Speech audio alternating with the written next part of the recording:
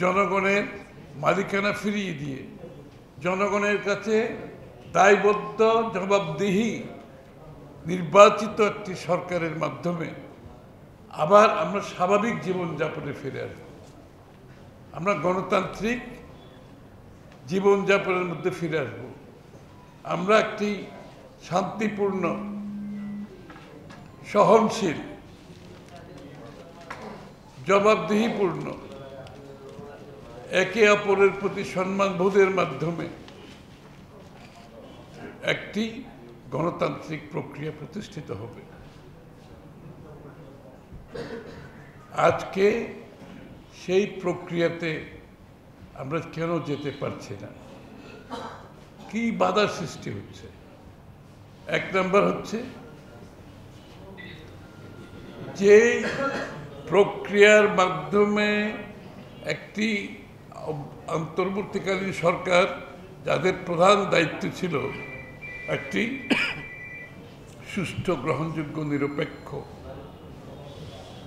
নির্বাচনের মাধ্যমে যে কাজটি খুব সহজভাবে জনগণের মালিকানা ফিরিয়ে দেওয়ার কথা ছিল, আমরা সেটাকে দীর্ঘায়িত করছি, বিলম্বিত করছি। এবং শুধু দীর্ঘায়িত বিলম্বিত না, এটাকে আমরা অনেকটা কমপ্লিকেটেড করছি। এটাকে আমরা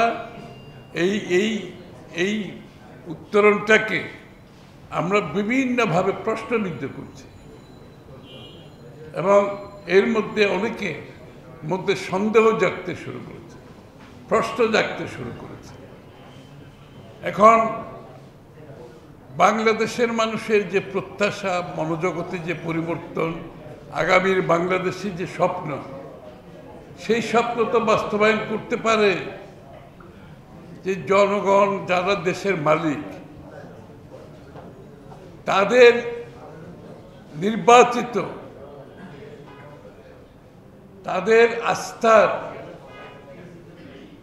তাদের বিশ্বাসের একটি নির্বাচিত সংসদ এবং সরকার। এবং নির্বাচিত সরকারের সবচেয়ে বড় শক্তি হচ্ছে তাদের ক্ষমতা গ্রহণের পেছনে দেশের জনগণের সমর্থন আছে। তাদের ক্ষমতা গ্রহণের পেছনে রাজনৈতিক শক্তি আছে। তাদের ক্ষমতা গ্রহণের পিছনে বাংলাদেশের জনগণের ইচ্ছার প্রতিফলন আছে। এবং সেই কাজটি খুব সহজেই করার কথা ছিল। এখন মনে হচ্ছে যেই কাজটি এরকম একটি সরকারের কথা ছিল, করার কথা ছিল, যেই কাজগুলো এরকম একটি সরকারের করার কথা ছিল, আগামী দিনগুলোতে স্বল্প মেয়াদে, মধ্যমেয়াদে, দীর্ঘমেয়াদে, এখন আমাদের কাছে মনে হচ্ছে বর্তমান অন্তর্বর্তীকালীন সরকার তার সমস্ত দায়িত্ব, একটা অন্তর্বর্তীকালীন সরকার, একটা ইন্টেরিয়াম গভর্নমেন্ট, যেটা একটা ট্রানজিশনাল গভর্নমেন্ট, যেটা একটা বেকমের মাধ্যমে একটা নির্বাচিত সরকার, যেই সরকার জনগণের আশা পূরণ করবে, তার হাতে তুলে দেওয়ার কথা ছিল। এখন মনে হচ্ছে একটি অন্তর্বর্তীকালীন সরকার, তারা বাংলাদেশের আগামী দিনের স্বল্পমেয়াদী, মধ্যমেয়াদী, দীর্ঘমেয়াদী, এরপরও যদি কিছু থাকে আর সব কিছুর দায়িত্ব ওরা নিতে চাইতেছে এবং সরকারের আকার কেন ক্রমান্বয়ে বড় করছে, সরকারের কর্মকাণ্ডকে আরো পরিধি আরো বড় করছে। তাহলে আমার কাছে মনে হচ্ছে আগামী দিনের নির্বাচিত সরকারের হাতে খুব কিছু করার কিছু থাকবে না। তাদের কোনো দায়িত্বও নাই।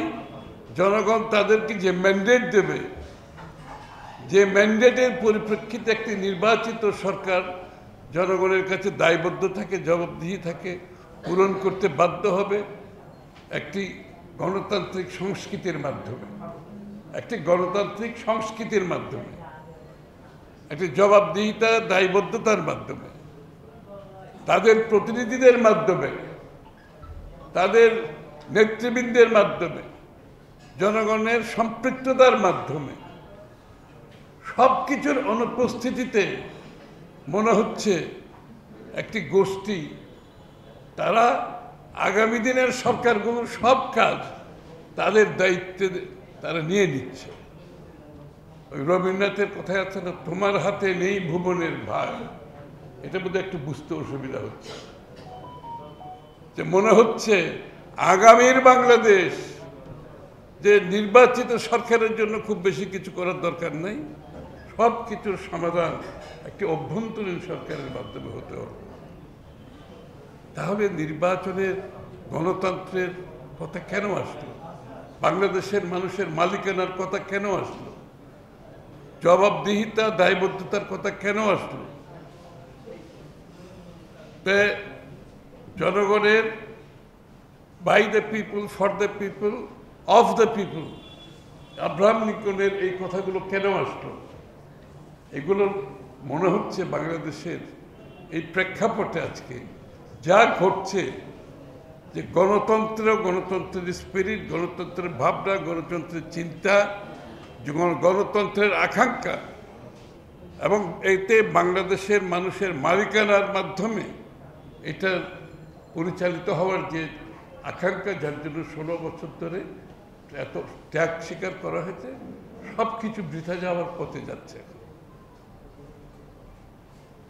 আমাদের অনুরোধ যে কাজগুলো নির্বাচিত সরকারের করার কথা, যেই কাজগুলো নির্বাচিত সংসদের করার কথা, যেই কাজগুলো জনগণের ম্যান্ডেটের মাধ্যমে, একটা নির্বাচনে ম্যান্ডেটের মাধ্যমে সংসদে আলোচনা বিতর্কের মাধ্যমে করার কথা, জনগণের চিন্তার, প্রতিটি জনগণের চিন্তার প্রতিফলন ঘটনার কথা, আজকে মনে হচ্ছে সেই কাজগুলো কিছু লোকের হাতে চলে আসছে, মনে হয় তাদের দায়িত্বে চলে আসছে, তারাই সিদ্ধান্ত নিচ্ছে। এবং সেই সিদ্ধান্তগুলোর সাথে যে এমনকি রাজনৈতিক দলগুলোর যে ভূমিকা আছে, সেটাও আজকে প্রশ্নবিদ্ধ হচ্ছে। তারা মনে হয় আপনাকে একটি পথে পরিচালিত করতে হচ্ছে, তাদের একটা নির্ধারিত পথ, তারা একটা নির্ধারিত পথের সিদ্ধান্ত নিয়েছে, একটা ছক তারা করেছে তাদের সুবিধা মতো, তাদের ইচ্ছা মতো, তাদের নির্লক্ষার মতো, এবং মনে হচ্ছে সবাইকে সেই পথে তারা ঢুকানোর একটা প্রক্রিয়া শুরু করে। সেই পথে তো বাংলাদেশের মানুষ যাবে না। এই কাজটা তো শেখ হাসিনাই করেছিল, আপনাদের মনে আছে তো? এই কাজটা শেখ হাসিনাই করেছিল, যে তার একটা পথ, তার একটা ছক, সেদিকে আপনাকে চলতে হবে। আপনি যদি সেই পথে না চলেন তাহলে আপনার খবর আছে। আমরা কি এখানে স্বেচ্ছাচারিতার কোনো গন্ধ খুঁজে পাচ্ছি? আমরা কি স্বৈরাচারের ক্ষুদ্র ক্ষুদ্র স্বৈরাচার কি আবার বাংলাদেশে তৈরি হচ্ছে? আবার কি জনগণ গণতন্ত্রের যে স্পিরিট, সংসদীয় গণতন্ত্রের যে স্পিরিট, যেটা সকলে ঐক্যবদ্ধভাবে, সমস্ত রাজনৈতিক দলের ঐক্যবদ্ধ প্রচেষ্টায় সংসদীয় দলের প্রথা বাংলাদেশে সৃষ্টি হয়েছে। এটা কোনো এক দল করে নাই, কোনো একটি গোষ্ঠী করে নাই, কোনো একটি ব্যক্তি করে নাই, সমস্ত বাংলাদেশের রাজনৈতিক দলগুলো ঐক্যবদ্ধভাবে একমত হয়ে সংসদীয় গণতন্ত্র করেছে। আমরা কি সংসদীয় গণতন্ত্রের স্পিরিটের বাইরে গিয়ে আরেকটি গোষ্ঠী সৃষ্টি করতে চাচ্ছি, যেই গোষ্ঠী একটি নির্বাচিত সরকার, সংসদের উপরে একটি পলিট ব্যুরো টাইপ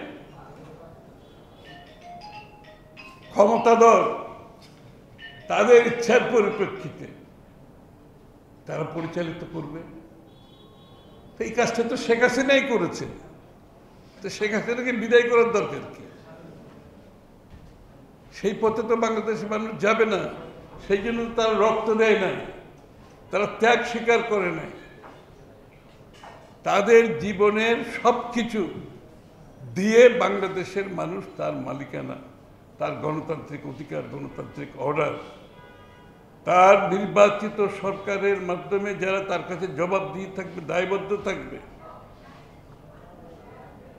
প্রতিনিয়ত তার সুবিধা অসুবিধা একটি গণতান্ত্রিক সরকারের কাছে যাওয়ার যে প্রক্রিয়া, সেই প্রক্রিয়া আমাদেরকে যেতে হবে। সেটা আজকে অনুপস্থিত। বাংলাদেশের প্রতিটি দিন অতিবাহিত হচ্ছে সেই গণতান্ত্রিক প্রক্রিয়ার বাইরে। প্রতিনিধিত্বশীল সরকারের বাইরে, জবাবদিহি দায়বদ্ধ সরকারের বাইরে আমরা প্রতিটা দিন অতিক্রম করছি। জনগণের ইচ্ছার প্রতিফলন ঘটানোর বাইরে প্রতিটি দিন অতিবাহিত করছি। আমি বক্তৃতা দীর্ঘায়িত করছি না। গণতন্ত্রের পথে ফেরার যে আন্দোলন, জনগণের মালিকানা ফিরে পাওয়ার যে আন্দোলন, সেই আন্দোলন শেষ হয়নি। যেই দিন বাংলাদেশে পরিপূর্ণভাবে গণতান্ত্রিক অধিকার, অর্ডার, দায়বদ্ধ সরকার, জবাবদিহি সরকার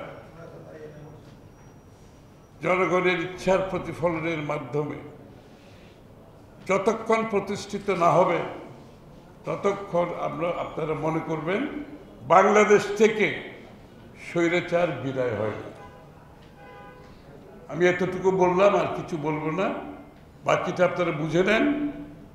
এর জন্য আমাদের যে গণতান্ত্রিক আন্দোলনের সংগ্রাম, রাজনৈতিক সাংবিধানিক গণতান্ত্রিক অধিকার, মালিকানা ফিরে পাওয়ার যে সংগ্রাম, এটা সমাপ্ত হবে যেদিন বাংলাদেশের জনগণ তাদের নির্বাচিত সরকার, নির্বাচিত সংসদ এর মাধ্যমে দেশ পরিচালনায় জনগণের অংশগ্রহণ, সমর্থন পরিপূর্ণভাবে পাবে।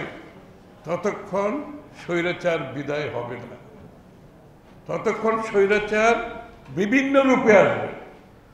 শেখ হাসিনার স্বৈরাচারের একটা রূপ ছিল, কিন্তু এই অবস্থা থাকলে বিভিন্নভাবে স্বৈরাচার বিভিন্ন রূপে আমাদের সামনে উপস্থিত হবে। এটা যাতে না হয় আমাদের সকলকে প্রস্তুত থাকতে হবে। সবাইকে ধন্যবাদ।